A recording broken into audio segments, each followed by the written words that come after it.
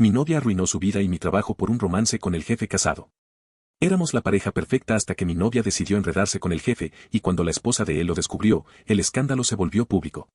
Desde entonces, ella pasó a ser la apestada, la que nadie quería cerca, la que recibía las miradas por encima del hombro.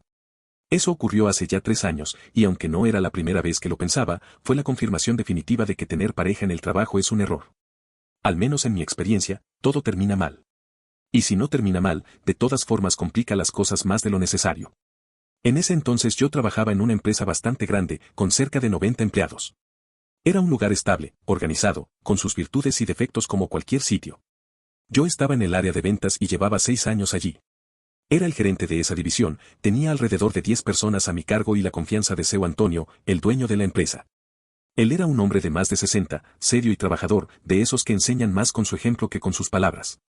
Un día me avisaron que 2 nuevos empleados se incorporarían a mi equipo, Rafael, de 24 años, y Camila, de 23. Ambos recién graduados, en su primer empleo serio, sin experiencia alguna en ese tipo de ambiente. Me tocó hacer lo de siempre, explicarles el sistema, el tipo de clientes que manejábamos, cómo funcionaba la estructura interna, acompañarlos en sus primeros contactos, darles consejos, ese tipo de cosas. Desde el principio mostraron buena disposición. Se notaba que tenían ganas de aprender, de encajar, de crecer. Rafael era más suelto, rápido para adaptarse, directo, con esa energía que no molesta sino que contagia y suma. Camila, en cambio, era muy tímida. Apenas saludaba, hablaba lo justo y solo respondía si alguien le preguntaba. Me tomó varias semanas lograr que se sintiera lo suficientemente cómoda como para acercarse a mi oficina y plantearme dudas por iniciativa propia. Cuando finalmente se soltó un poco, descubrí que era muy detallista, observadora y meticulosa. Al comienzo solo conmigo lograba hablar con algo más de confianza. Con el resto del equipo seguía callada, casi invisible. Como vi que Rafael ya se había integrado bien y era mucho más extrovertido, le pedí que la ayudara en los procesos grupales, que la acompañara un poco para que no se quedara tan al margen. Y creo que ahí fue donde todo empezó entre ellos, las miradas, las risas entre tareas, los comentarios aparentemente casuales que tenían algo más detrás. Yo lo noté desde lejos, como suele pasar cuando eres el que observa y no el que está dentro del juego. No pasó mucho hasta que se confirmó que estaban saliendo. No era ningún secreto, pero tampoco lo andaban proclamando. Se les veía como 2 juntos, se apoyaban en el trabajo, almorzaban uno al lado del otro, se iban juntos al final de la jornada. Incluso comenzaron a hacer cosas fuera de la oficina, aunque siempre manteniendo cierto nivel de profesionalismo. Una noche, después de que todo el equipo alcanzó la meta de ventas del mes, decidí invitarlos a cenar para celebrar. Fue un gesto de reconocimiento y también una forma de relajar tensiones. Esa noche vi a Rafael y Camila reír como si se hubieran olvidado de que estaban rodeados de compañeros. Se veían realmente felices, y yo me alegré por ellos. En serio, en aquel momento no había señales de lo que vendría después. Con el paso de los meses se convirtieron en la pareja más visible de la empresa. No eran los únicos que tenían una relación allí, pero sí los que más llamaban la atención. Llegaban juntos, se reían en los pasillos, compartían sobremesas como si no se hubieran visto la noche anterior. La relación no afectaba en nada su desempeño, así que no había motivo para intervenir. Incluso, un par de veces mi novia Fernanda y yo salimos con ellos, los 4. Parecían buenas personas, jóvenes con futuro, la clase de pareja que uno espera que dure. Recuerdo que hasta me pidieron organizar sus vacaciones para coincidir, y yo les di una mano para que no hubiera problema con el cronograma del área. Todo parecía en orden, hasta que llegó la noticia que lo cambió todo. Seu Antonio anunció que se retiraba de la gestión diaria.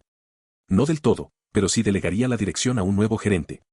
La noticia no me cayó bien, y no por el cambio en sí, sino porque yo ya venía pensando en dejar la empresa.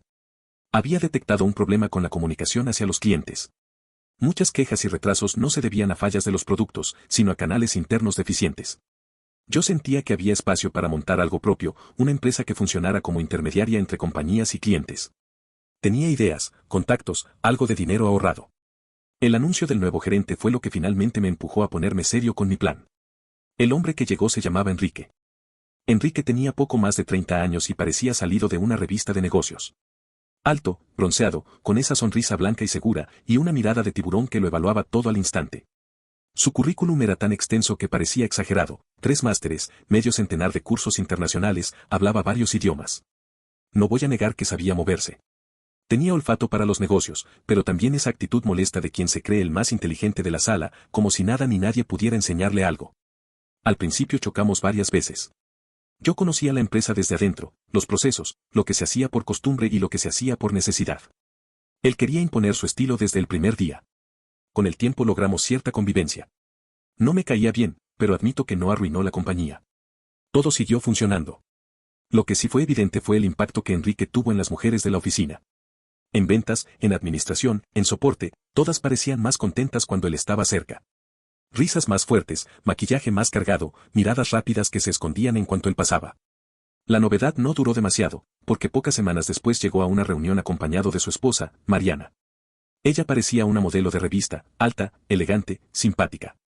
Con solo presentarse, apagó de golpe las ilusiones de muchas. El jefe estaba casado, y no con cualquiera. Sin embargo, hubo una persona que no pareció rendirse a esa evidencia. Era Camila. Comencé a notar detalles que no me gustaron, cómo se ponía nerviosa cuando él se acercaba a nuestro sector, cómo lo seguía con la mirada cuando se iba, cómo buscaba cualquier excusa para quedarse cerca. Incluso los encontré varias veces conversando a solas en los pasillos. Yo no tenía pruebas de nada. A simple vista eran charlas casuales. No era mi lugar meterme, y como todo seguía funcionando, preferí callar. Además, en las tardes todavía veía a Rafael y Camila marcharse juntos, como siempre. Pero un día algo cambió. Al salir de la oficina encontré a Rafael en la entrada. Estaba solo, con las manos en los bolsillos y una expresión rara, perdida. Me extrañó porque él siempre se iba con Camila. Le pregunté si ella ya había salido y me dijo que no, que le quedaban cosas pendientes y que se iba a quedar un rato más. No le di importancia en ese momento, pero me quedó rondando la duda. ¿Qué podía tener tan urgente a esa hora? Y sobre todo, ¿por qué esa cara tan apagada? Al día siguiente decidí observar mejor. Durante la mañana todo transcurrió normal, pero después del almuerzo noté que Camila había desaparecido por mucho tiempo de su puesto. No estaba en la cafetería ni en los pasillos cercanos. Cuando finalmente volvió, la llamé a mi oficina y le pregunté dónde había estado. Me respondió con naturalidad que había ido al baño y que además Enrique le había pedido aclaraciones sobre un cliente. Su respuesta sonó convincente, pero no me dejó tranquilo. Esa misma tarde vi a Rafael intentar hablar con ella. Desde mi escritorio no escuchaba lo que decían, pero lo vi suplicarle con los ojos, mientras ella bajaba la cabeza y le repetía que estaba ocupada con los documentos. Al final, él se dio la vuelta con un gesto que me quedó grabado, una mezcla de tristeza y resignación. Sentí esa incomodidad propia de cuando sabes que algo está a punto de explotar, aunque todavía no entiendas por dónde. Esa noche tomé una decisión, quedarme más tiempo en la oficina para ver qué pasaba realmente. Los demás se fueron y quedamos solo Camila y yo. Ella notó mi presencia, pero fingió trabajar unos minutos más hasta que recogió sus cosas y se despidió. Esperé unos segundos y salí detrás de ella. La vi caminar deprisa hacia los autos del estacionamiento trasero. Se dirigió directamente al coche de Enrique, se subió en el asiento del copiloto y él arrancó sin mirar alrededor. Sentí una mezcla de rabia y decepción. Tal vez porque había visto nacer la relación entre ella y Rafael, porque los había acompañado desde el principio. Sin pensarlo mucho, subí a mi coche y lo seguí a distancia. Condujeron por una avenida tranquila, sin apuro, hasta detenerse frente a un pequeño hotel.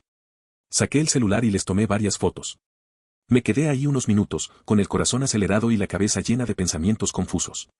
Luego volví a casa. Esa noche le conté todo a Fernanda, mi novia. Le mostré las fotos, hablamos durante horas. No sabíamos qué hacer, si decírselo a Rafael, arriesgándome a que me odiara, o si quedarnos callados y dejar que todo siguiera su curso. Ella me dijo algo que me pareció sensato, que si el jefe estaba casado, lo correcto era que lo supiera su esposa, y que fuera ella quien decidiera qué hacer. No involucrar directamente a la empresa. Me costaba ver lo justo, pero al final lo entendí. Pasamos buena parte de la noche buscando a Mariana, la esposa de Enrique, en redes sociales. Al día siguiente, con la cabeza todavía revuelta, escribí un mensaje anónimo. El mensaje que escribí era breve, directo. Le expliqué a Mariana que su esposo tenía un romance con una empleada de la empresa. No incluí demasiados detalles, ni nombres completos, ni respondí a sus preguntas. Solo adjunté las fotos que había tomado en la entrada del hotel. Después cerré el correo y traté de seguir con mi día, aunque la tensión me atravesaba por dentro. No habían pasado 3 horas cuando la bomba estalló. Al principio se escucharon gritos apagados desde el pasillo central, como discusiones a media voz. Nadie entendía bien qué ocurría. Luego las voces subieron de tono. No me vengas con eso, Enrique. Bramó una mujer con una furia que se sentía hasta en las paredes. No voy a aguantar esta humillación otra vez. Todos los que estábamos en ventas levantamos la cabeza al mismo tiempo. En cuestión de segundos, Mariana apareció en nuestra área. Sus ojos estaban desorbitados, su cabello suelto y la cara enrojecida. Caminaba con determinación, mientras detrás de ella Enrique apenas lograba seguirle el paso, pálido y descompuesto. Me levanté instintivamente para intentar calmarla, pero fue inútil. Ella buscaba a alguien. Y lo encontró. En la esquina, casi encogida en su silla, estaba Camila. Mariana se detuvo frente a ella y le señaló con el dedo. Su voz retumbó en todo el departamento.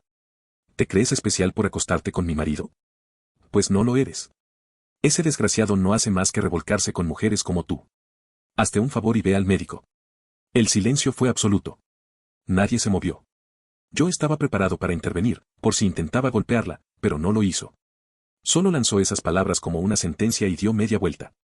Salió con la misma dignidad con la que había entrado, ignorando por completo a Enrique, que intentó detenerla sin éxito.